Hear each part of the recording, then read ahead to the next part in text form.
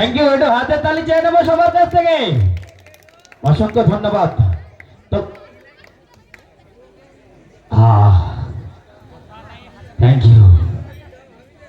কি ভালো লেগেছে তো? ছোট ভাই ডান্স যদি ভালো লাগে সবার কাছ থেকে একটু হাতের তালি জোরদার করি। Thank you.